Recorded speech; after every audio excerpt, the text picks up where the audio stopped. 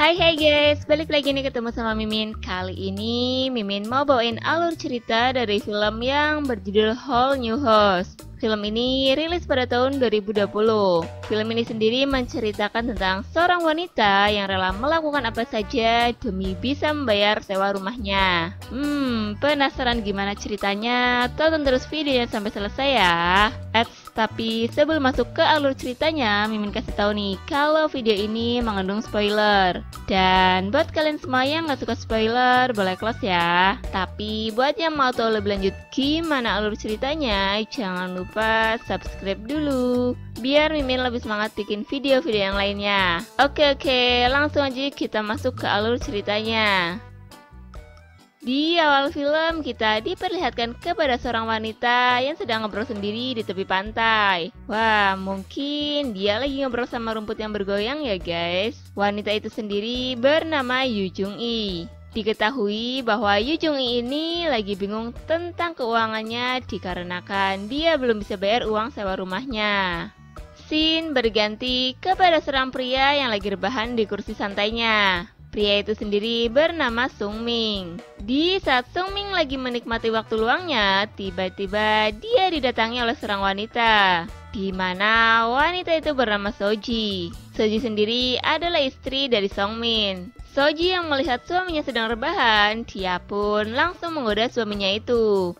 Aduh, masih siang, udah ngajak nakal aja nih. Kan kasihan para penontonnya Mimin. Ya, namanya juga lelaki, lihat istri udah kayak gitu, jadi langsung saja terjadilah enak-enak di situ.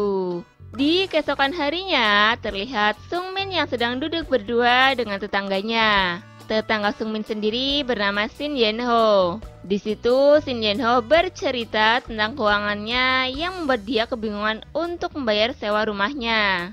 Shin Yen Ho pun bercerita panjang kali lebar kali tinggi.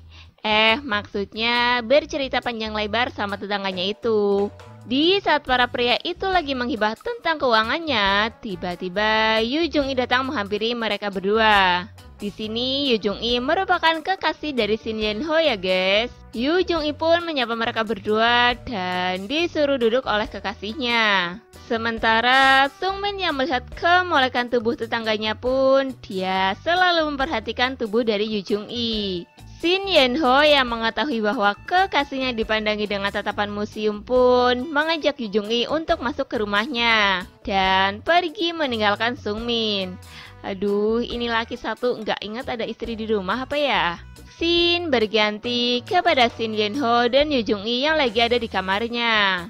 Di situ mereka pun ngobrol-ngobrol sambil membicarakan tentang masalah mereka.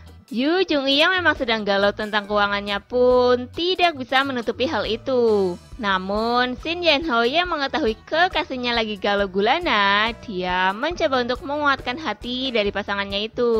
Shin Yen Ho pun mencoba menenangkan Yu Jung-i dengan sebuah pelukan. Ya, mungkin dikarenakan pelukan aja belum cukup, akhirnya mereka pun melakukan enak-enak di situ. Sementara Sung Min yang masih rebahan di depan rumah, tiba-tiba dia mendengar ada suara desahan dari kamar Shin Yen Ho. Sung Min yang penasaran dengan suara itu pun mencoba memastikannya dengan menguping di balik pintu rumah Shin Yen Ho. Dari situ, Sung Min mengetahui kalau suara itu merupakan suara Yu Jung-i yang lagi dienakin oleh Shin Yen Ho. Karena tak tahan mendengarkan desahan-desahan itu, akhirnya Sung Min pun pergi dari situ. Gak tahannya kenapa nih? Pasti pengen ya. Scene berganti pada Sung Min yang sedang duduk sendirian. Dia masih saja terbayang-bayang dengan suara desahan-desahan Yu Jung-i yang tentunya membuat buyung puyuhnya meronta-ronta. Alhasil dia pun memainkan jari-jarinya untuk menenangkan buyung puyuhnya. Di saat Sung Min lagi asik mainin jari-jarinya, malahan istri si Sung Min ini datang dan melihat semua kelakuan suaminya. Di situ Soji pun mendekati suaminya dan menggoda buyung puyuhnya. Namun sayang, Sung Min yang berfantasi dengan Yu Jung-i pun tidak merespon sentuhan Soji. Malahan dia menyuruh Soji untuk pergi sebentar. Kasihan, padahal istrinya kayaknya udah pengen tuh.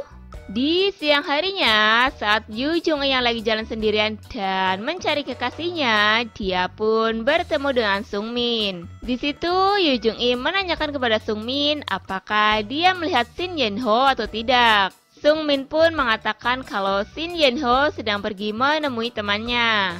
Sung Min yang melihat Yu Jung-i sedang kebingungan dengan masalah keuangannya pun, dia mencoba untuk membantunya. Namun, Sung Min mengajak Yu Jung-i untuk membicarakan hal itu di rumah saja. Wah, kayak efek pandemi nih di rumah saja. Mendengar hal itu, Yu Jung-i pun mengajak Sung Min untuk pergi ke rumahnya. Aduh, kira-kira bantuan apa ini ya? Namun, kepergian Sung Min dan Yu Jung-i diketahui oleh Soji. Akhirnya, Soji pun membuntuti mereka berdua. Di saat mereka berdua ada di rumah Yu Jung-i, Sung Min pun menawarkan bantuan kepada Yu Jung-i dengan syarat Yu Jung-i harus menenangkan buyung-puyuh milik Sung Min. Ya kan, tuh modus. Mendengar hal itu pun Yu Jung-i menjadi galau gundah gulana. Namun karena Yu Jung-i yang memang membutuhkan bantuan dari Sung Min, akhirnya dia menuruti keinginannya. Dan akhirnya terjadilah enak-enak di situ. Di sisi lain, Soji yang tadi mengetahui suaminya masuk ke rumah Yu Jung-i, dia hanya bisa menguping dari balik pintu.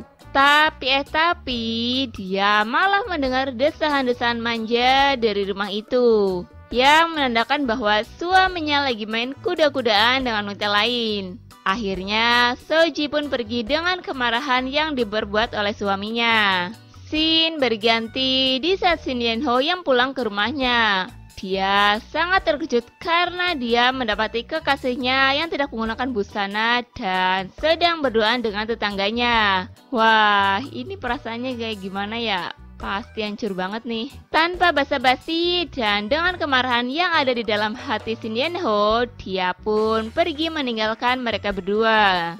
Karena kemarahan Shin Yen-ho, dia pun mencoba menyendiri di suatu tempat. Di saat Shin Yen-ho yang lagi memikirkan perbuatan kekasihnya, dia didekati oleh Soji. Soji pun bercerita bahwa dia juga mengetahui perbuatan suaminya dengan Yu Jung-i. Di situ, Soji mencoba menenangkan Shin Yen-ho dengan cara mengajaknya untuk enak-enak. Tentunya dengan alih-alih membalas perbuatan pasangan mereka.